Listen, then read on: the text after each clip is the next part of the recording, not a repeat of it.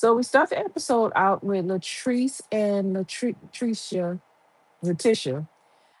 actually having a sound bath class. It was real cool to see them together because we don't see them together too much because their relationship is so up and down. But they are trying to mend their friendship, and they decide to do a husband swap. So Latrice is going to talk to Glenn about the post up, and Latricia is going to talk to Latrice's husband. I can't think of his name.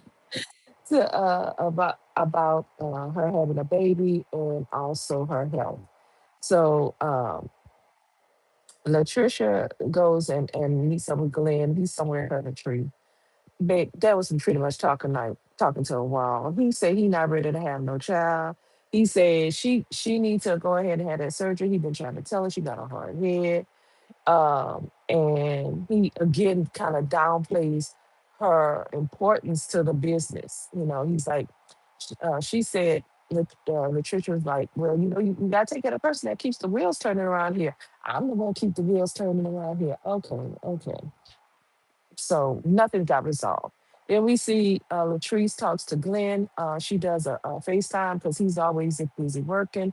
So she finally catches up with him on FaceTime. He first of all says that she says she deserves an apology from him for stepping to her that night when they were all ganging up on his wife. I don't think he did. I don't think he did anything wrong. They were ganging up on her, and as a husband, I don't care if it was a bunch of women. I feel that he definitely should have stepped in because they was doing too much. And he wasn't rude about it. He wasn't mean about it. He just, you know, said, "Hey, ladies, wait a minute. Calm down." Then let's say he deserved a apology for the whole party that they had at Latrice's and her husband's house, and how the friend that they had there said that he was not honest about not cheating on Latricia. Now, I kind of do believe I don't really rock with Glenn like that, but I think he kind of did deserve an apology because Latrice, there ain't no way that was not a setup. Anyway, um, she said, so did you go to a divorce attorney? He said, I went to an attorney because I wanted them to explain to me what a postnup was. She said, well, you could have Googled it. He said, no, I wanted to know what happens, if we get a divorce. She said, so you did bring up the word divorce. He said, yes, I did. He said, because she the one started all of this. So I just want to know, my rights and everything. And basically nothing got resolved. Um, then we see a later scene with Latricia and Glenn. They went to a park to talk. And the bottom line is she wants him to be supportive of her like she was of him early in their marriage. And he wants everything to stay the same. And he just is not for this new liberated, opinionated wife. And so he's like, look, I'm not gonna argue with you. She said, so what you want to do? He said, look, we can just go ahead and get a divorce. Yeah, I don't see him. She said, oh, you gonna sign a post up? He's like, nah, I ain't signing it. Yeah, I don't see nothing changing. Glendale want an old school woman that's gonna be quiet. And the quiet as is kept, if she don't feel the blanket, I could definitely see him divorcing and finding and hooking up with some little younger chick that he can control and manipulate. Next up, we have Matt and his mom. They are in Greensboro, Louisiana, where apparently Matt's dad, had like 400 acres of property. He passed away during COVID. And so the property has gone to his mother. That's a lot of land. They sitting on a gold mine out there. She needs his help to kind of help manage some of that property.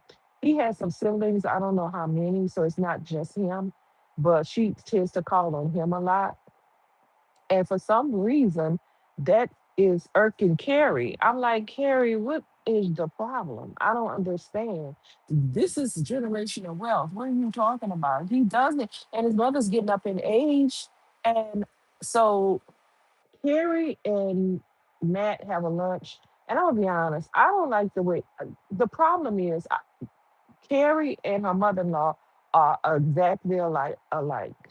And Matt is the type of dude that is very soft-spoken and kind of, he's not very aggressive. So they just kind of go back and forth with each other. They meet at the end to have a little luncheon, and Carrie feels like she's been ganged up on, so she calls her mother.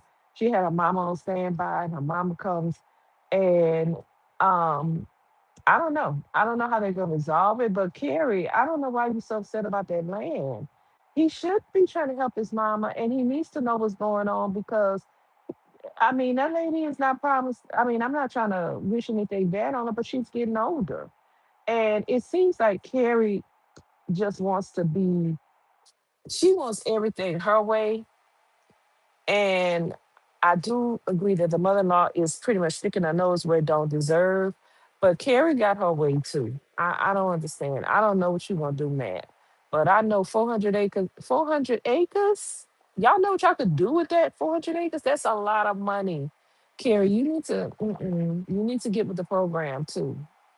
I mean, that failing restaurant, girl, shit. Maybe y'all need to, I don't know, y'all need to devise up a business plan or something. Anyway, that was the episode. It's kind of a filler episode this time. We didn't see Marie, we didn't see Selena, we didn't see Tamron. It was okay. So I'll see you guys next week. Thank you so much for listening to my review, and I'm out.